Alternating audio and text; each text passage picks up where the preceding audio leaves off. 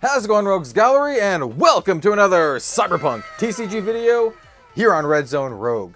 Today, I'm going to be sharing with you my full thoughts and opinions on the Cyberpunk trading card game after playing it for, well, it's been a few weeks since I've gotten this alpha kit. We're going to talk about the good and the bad, everything in today's video, because I think there's a lot to dive into and talk about. I overall think the game is really fun and approachable, but there's some nuts and bolts stuff that I definitely want to talk about, especially regarding the alpha kit and where the game could potentially go from here. And I just gotta mention that even though this video is sponsored by the Cyberpunk TCG, these are my 100% honest opinions. Like I said, we're talking about both the good and the bad. So without further ado, let's go ahead and jump into our top down and dive into the Cyberpunk trading card game.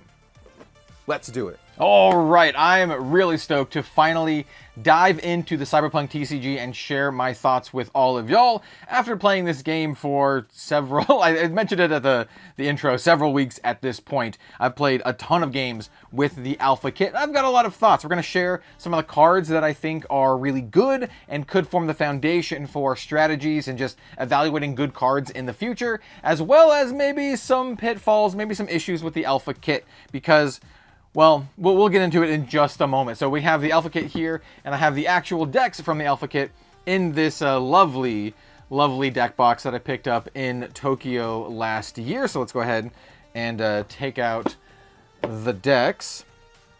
I think there's a couple cards in each of the decks that are very strong, and I think are the kind of things that we should pay attention to going into the Cyberpunk TCG. And some of the, we'll get into it. Like I said, some of the pitfalls of the alpha kit. So here in the alpha kit, I do want to mention that the Cyberpunk TCG is a game that uses dice. So I'm going to pull out the gig dice. The goal of the game is to collect 6 gig dice, and each player will have 6 dice that they are going to be rolling, and the goal is to get 6. Either all 6 of yours, or some combination of yours and your opponents. You can steal your opponents.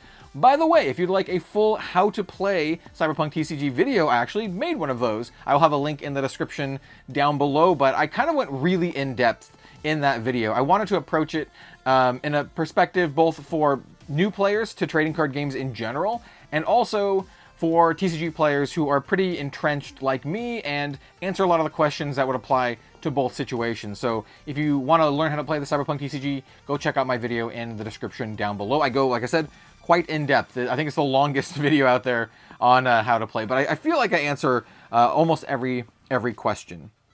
I also want to mention about the dice.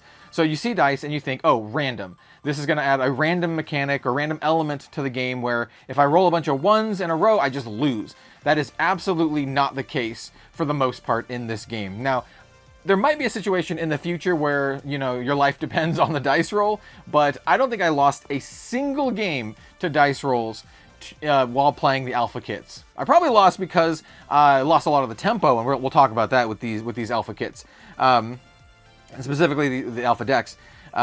But it never was because of the dice. I feel like if you just roll a bunch of ones and your opponent is rolling all max values, that's not going to determine the outcome of the game. What is going to determine the outcome of the game is how you sequence things and how you are able to maintain board control. So I just wanted to mention that. You see dice and you're like, random mechanic, it's going to be all luck-based. No, not in my experience after playing these quite a bit.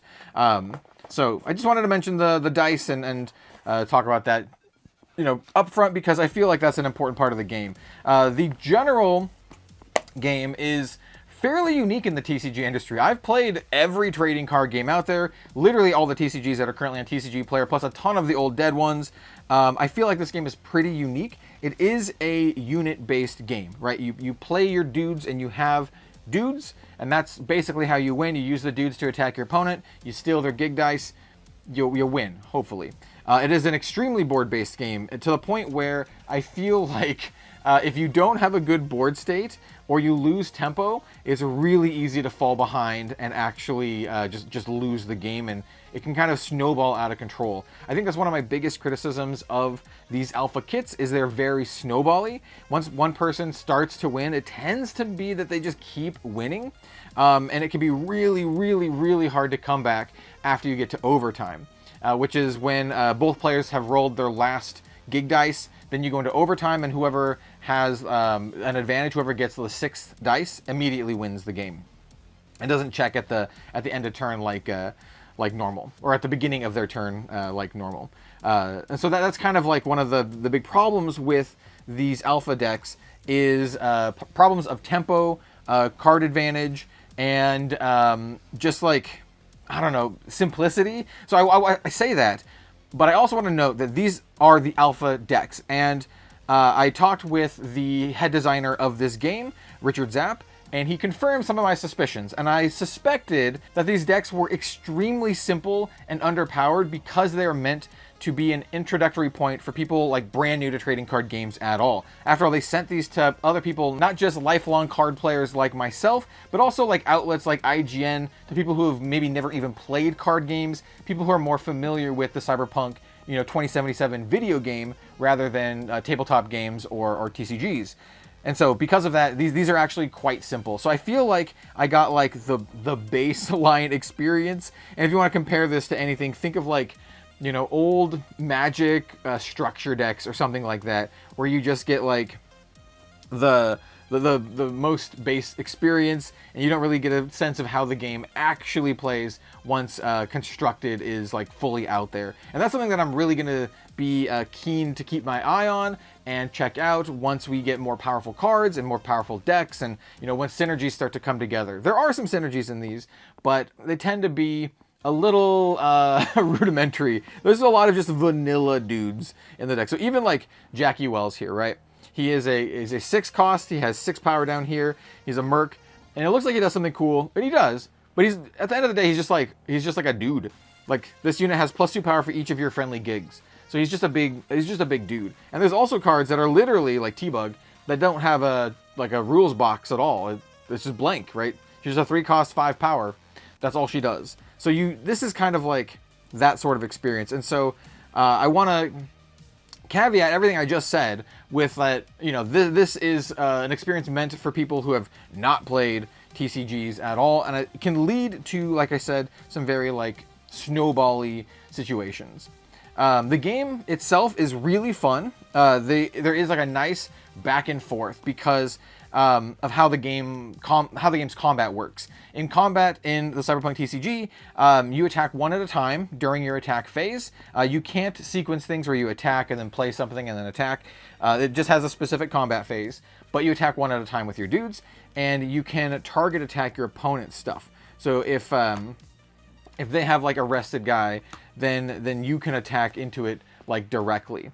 Or if you have a dude with a blocker, you can block their attack. Now, if you don't have a dude with a blocker, you cannot block their attacks. Like, this is not a situation where anything can block anything. You have to have a card with a blocker mechanic. And I feel, at least with these rudimentary decks, this is extremely important to having a blocker, because the goal of the game, once again, is to steal your opponent's gig dice, or just have, start the turn with 6 gig dice. And having blockers to prevent your opponent from stealing your dice is really important. The game basically boils down to, at least with these decks, to a situation where you want to pressure your opponent's stuff, right? So let's say this is kind of like a board state. I have Jackie Wells and the second-hand Bombus, and they have this Flathead, which is unblockable if they have a high street cred. Street cred is just the added number of all of your gig dice. You could just be like, oh, I'm going to attack my opponent, steal their dice, and then just, be on my merry little way. It's probably better in this situation to actually just kill their dude. Once again, the way combat works is if they have a rested dude, you can just attack into it. Combat, you just compare the numbers, and the higher number wins. It's not a meets it, beats it situation. If it's a tie, I believe they both end up dying. And so what this does is it gets their dude off the field, and so we can actually just continue on and next turn maybe try to steal some of their gig dice. If we attack them directly, stole their dice, well, on their turn, they would just attack us back, steal the dice back. We can't block with the Bombus because this dude's unblockable. And it could just be this like back and forth kind of situation. And if they have a way to remove our dude, then we're down even more. So I really felt like a lot of the time the optimal plays were just board controlled. You just want to overwhelm your opponent with stuff, with these alpha kits. Now, I want to talk about some cards that I feel were really, really strong with the alpha kits. Because I think there's each deck had a couple cards that were really good, and some that I felt like were a little what's the right word for it? They felt a little bit. I thought they'd be good, and they ended up playing not quite as good as I thought. So let's go ahead and showcase some interesting things here. So this one is kind of like your good guys deck, and we'll talk about some of the cards here that I feel like are pretty good. Most of the cards, like I said, are fairly simple. Like Jackie's okay. He's just like a big dude, and the blockers are really invaluable, but they're just kind of like nuts and bolts cards. They're not exciting, and they're not cards that kind of warp the game around them. Something that I thought would have been really good until I really learned how the mechanics worked are some of the programs. So here we have Floor It. It's a program. Think of it kind of like a spell. It has a cost of 3, and it says return a spent unit with cost 4 or less to its owner's hand. That's actually not bad, but it's worse than I thought, because the way that programs work in the Cyberpunk TCG is that you can only play them on your turn. There's no instant speed timing, no stack, nothing like that. So basically treat these all as slow speed, sorcery speed type effects. So with that, this is a 3-drop that can bounce a 4 or less card to hand. You basically use this to just like as like a tempo play, more or less. You can't use this as a combat trick. And because of that, I ended up selling this for eddies more often than actually like playing it for its effect. I also found that any sort of card advantage engine was very good, as you would expect. Cards that I feel like are pretty good from this kit are Jackie Wells, because he can give you a card draw every single turn. So it says the first time you play a blue unit or a blue gear each turn, you can increase a friendly gig by 2. Then if it's at max value, you draw a card. So that's really, really good. Just having like an onboard draw engine from your legend is really sweet. This is one that I really like to see flipped up early, and then just get value from it. Victor Vector, I feel like, is going to be good in a very specific style of deck, especially if you have really powerful gear costs. On flip up, you search the top 5 cards of your deck for 2 gear that cost 2 or less each, and you put them in your hand, which is really good. For this type of deck, for like the alpha kit, you can get some decent cards here, but I feel like in actual constructed, this guy is going to be very good, especially if you want to go like a yellow style deck. And then we also have Evelyn Parker, who's another pretty interesting type of draw engine. She's a 2-cost, 1-power unit. It says when a rival steals one or more friendly gigs, if this unit is spent, draw a card. Now, what's interesting about this is that it incentivizes our opponent to actually attack into her and kill her, which they almost always do. If your opponent knows what they're doing, they're going to attack into her and kill her. But it kind of gives them a tough situation. Do I do board control or do I steal their dice? As I mentioned before, I think generally speaking, board control is better. And 1-power stuff is still threatening because it doesn't matter how much power your opponent has, or it doesn't matter how much power your unit has, it will still steal at least 1 gig. If it has 10 or more, it'll steal 2. But if it has 1, it'll still steal 1. So the best option is usually just to kill the thing. And then here we have some of the other cards that I felt ended up being pretty powerful. So we have the Flathead, which is just a 5-cost, 5-power. If you have 7 or more street cred, it can't be blocked. This was really, really good in closing out the game, especially if your opponent just has a bunch of blockers, which can be kind of annoying. I feel like evasion in this game is going to be really important for closing out stuff. And then we also have the Dying Knight, which is an equipment. It's a weapon merc gear. It costs 2, gives you +2, and then on attack, if you have 7 or more street cred, you can defeat a rival gear that costs 2 or less. I feel like this is probably the most powerful card from this particular deck, other than some of the legends that give us a draw engine. Especially when you combine this with our V Legend. Now, the V Legend is pretty basic. It costs 5 to actually go solo. and it has an 8 power here. So what going solo is when you flip it up as a legend, it'll still be a legend, and you can still use it for eddies. But you can also pay 5 and then have it go solo, and it'll be a unit. Then it can attack immediately. And why is that important? Well, it has 8 power. And why is that important? Well, the Dying Knight has 2 power. So the Dying Knight plus V makes it 10 power. So immediately you can jam in for 10 and steal 2 gig dice. Plus you have this on attack trigger. So this ended up being pretty good. A nice little like 1-2 punch. And I think that kind of stuff where you can get these really bursty, high value plays is really, really good. I said before, one of the big problems of this is card advantage.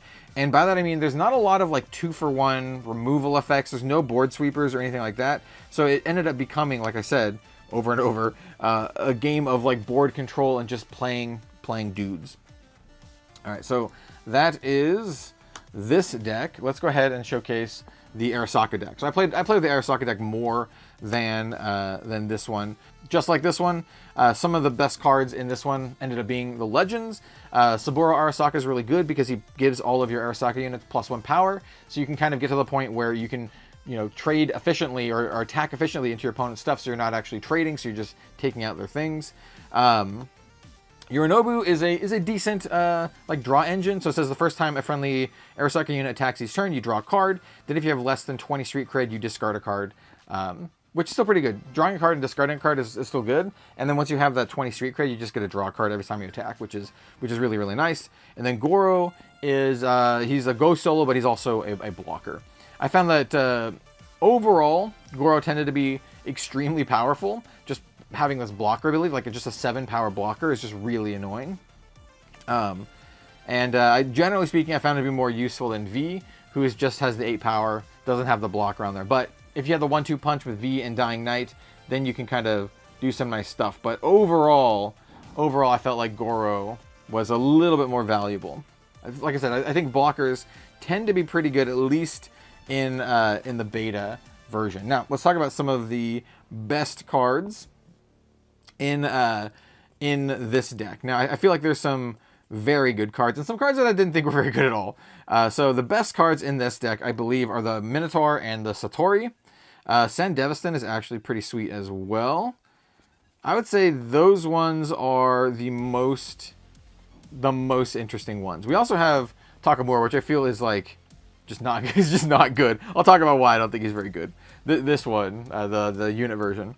So I believe these are the best cards in this deck. So we have the Armored Minotaur. I think this one is just easily the best one. So it's a 6 cost, 9 power, pretty strong. But more importantly, on play, if you have 12 or more street cred, you defeat a rival unit with power 5 or less.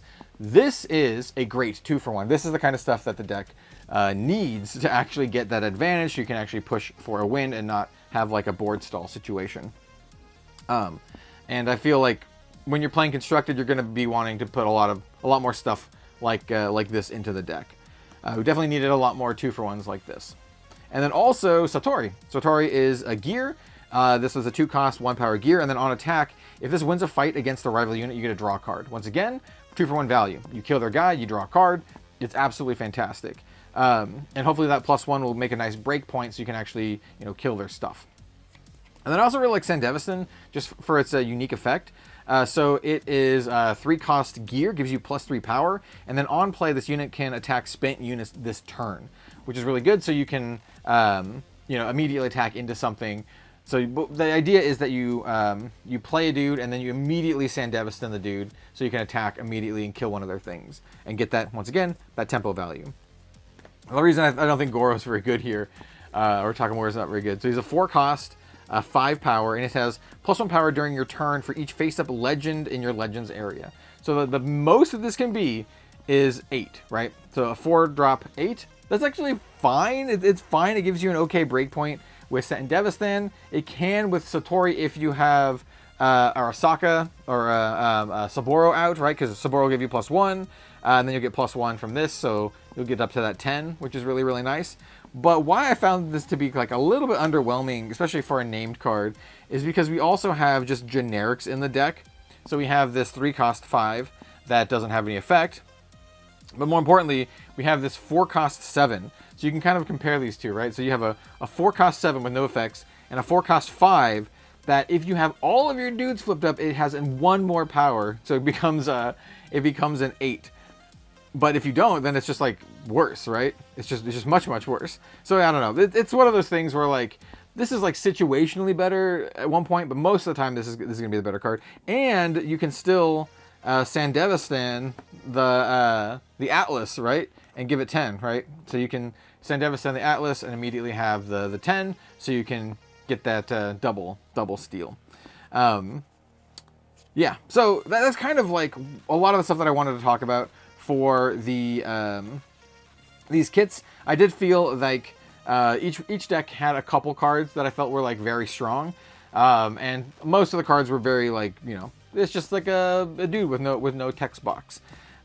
So I can't wait to actually play with, you know, fully constructed decks. I can't wait to see how things pan out. And I think that's the biggest thing for me personally going into the Cyberpunk TCG and the actual release of this game is how they approach power level and tempo and 2-for-1 value and all that kind of stuff. Just because these decks are extremely simple and rudimentary. They do have some built-in card draw, but I think they're both pretty simple. And another thing is that they both are very, very similar. Like, the decks had a lot of parallels. So they each had some legends that you could play as solo. They both had legends that have card draw engines. They both have 2-drop, pretty powerful gear. They both have a 5-cost, whereas 3-cost, 5-power dude. So there's a T-Bug, where's our Hustle? Like, they both have a 3-cost, 5-power dude. They both have a 4-cost, 7-power dude. So like the decks are extremely similar. There's a couple like minor differences. Where's the Delamain Cab? So we have the Emergency Atlas and Delamain Cab, both 4-cost, both 7-power. And what I'm getting at with this is that I don't think I got a big sense of flavor between any archetype, right?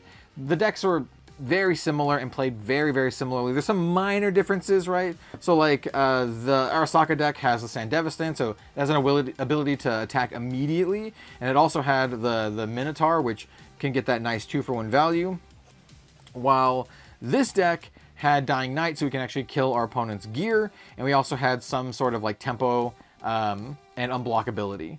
So yeah, there's a little bit of like, you know, give and take here, but for the most part, these decks were extremely similar, and I would like to see how each of the colors and even like factions play differently in the full release. Overall, I thought this was extremely fun. I did have a good time playing this. I feel the mechanics are kind of like punchy, right? You have like a nice back and forth. There is a hard cap to how long the game can last, just because of the gig system and the overtime mechanics, right? The game tends to be very, very quick, even with these kind of slower alpha kit decks. You know, these decks did end up, you know, getting into board stall-ish kind of territory, but even then, it's still like fairly quick just because of how the mechanics are. So I really like that this game respects your time in that regard. If you're able to, I highly recommend checking these out and playing them for yourself. I think they have a print and play available. So, you know, you can print them out and play for yourself and kind of give these a whirl. Like I mentioned, this is a very rudimentary experience. If you're brand new to TCGs, hey, this could be a fantastic one for you, actually. I think the mechanics are simple enough that they're really easy to grasp, but I think with fully constructed decks, with more cards, full fleshed out archetypes, I feel like this game could also have the complexity that you know, more experienced TCG players are looking for, without being like too overly complex, because there are some TCGs on the market right now that are just extremely complicated and kind of difficult to play, and I feel that this one smooths really, really well, or just plays really, really smoothly, I guess you could say. You're kind of schmoovin' with this game. So I'm getting kind of rambly here at the end, but I hope that conveys all my thoughts about the Cyberpunk TCG. Overall, I'm extremely looking forward to this. I'm a big fan of the Cyberpunk, you know, franchise. I have been for many, many years. I mentioned this in all the videos, but I've played Cyberpunk Red, TTRPG, I've hosted my own campaigns. I covered the old Cyberpunk 2020 card game, and then obviously I played a crap load of 2077. And so I'm a big fan of the world and lore. Oh yeah, Edge Runners is also really, really good. If you didn't know, I might be into anime a little bit, and I think this is great. It's not Netrunner, but I'm glad it's not Netrunner, because Netrunner is its own game, and Netrunner should just be Netrunner. And if you want to play Netrunner, you play Netrunner. I didn't want a reskin of Netrunner with Cyberpunk. I wanted something new, and that's what this is. It's new. It has some familiar-ish mechanics, right? We have Blocker, which you can see in some like Bandai style games or some Bushiroad style games. You have this dice roll thing, which doesn't use a lot of games don't do that, but Dragoborn, for example, you used a little bit of dice, and then you have like the way that you attack, the targeted attack kind of thing. I don't know what I'm doing with Saburo. He literally is one of the only ones who can't attack here. You have like the targeted attack situation. It is unit based, but it's not the same unit based as Magic, right? You don't have like a full combat and then blockers. It's much more deliberate than that. So yeah. Yeah. Oh, and I guess before we go, I can mention one last thing, and that is card quality. Just in case you wanted to know just the overall card quality. Now, this is an alpha kit. I don't think this is 100% indicative of the final product, but the card quality is very nice. The foiling here on the Saburo Arasaka alternate art is really, really nice. You can see that there's texturing. This reminds me more of Japanese trading card games, like Bandai games or Bushiroad games. So that's really good. So this is actually a nice high quality foil, whereas the regular cards have pretty good card stock. I would say this is like maybe slightly thicker card stock than like a Western TCG, than like a Magic or a Flesh and Blood or something like that. I feel like the card stock here is closer to like a Bandai kind of deal. So if you are a stickler about card stock like me, I think these are pretty good. They also don't feel like they're gonna immediately ding up like just on touching anything, which is also another good thing. So with that, I think we're gonna end the video. Thank you all so much for taking the time to watch this and hear all my thoughts on the Cyberpunk trading card game. I just can't wait to play this more, right? I want to play with fully constructed decks. I can't wait to see what they do with their actual booster set product. When that comes out, we'll talk about that and talk about the breakdown. Hopefully it is both fun and rewarding to open, not just for like big chase cards, but there is something to be said of just having fun opening packs. And some games do it a lot better than others. I can tell that much for absolutely for sure. And then also how they do their starter product and availability. I did hear and did read that they really want this game to be available for everyone who wants to play it, which I think is fantastic. So I think there's a lot of great things going on with this game, and I just can't wait to see what they do more. So my final verdict, if you want a final verdict, is keep your eye on this. Back the Kickstarter if it's something that looks interesting to you. I think the game is really fun, and I think there's a ton of potential. Like I said, I've only scratched the surface with these alpha kits, but I think the potential's there, especially if they design this game with fun in mind.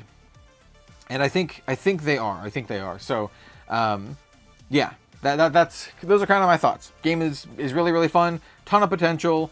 Back the Kickstarter if you want to back the Kickstarter. I think it's a great opportunity to kind of just get in at the ground floor and check out where the game goes from here. I definitely will be keeping an eye on this one, and this one might actually end up being a main game that I play and cover here on the channel. I think it has that potential, and also, like I said, I really really enjoy the world and the lore, and they have a great game to kind of like go with it. And like I said, it's really fun and really smooth to play, which is great if you just want to play a bunch of games. Having a game that's like, easy to play is just good. It's just really good. Easy to play with complexity is fantastic. And I think it's one of the hardest things to do when you're designing a TCG.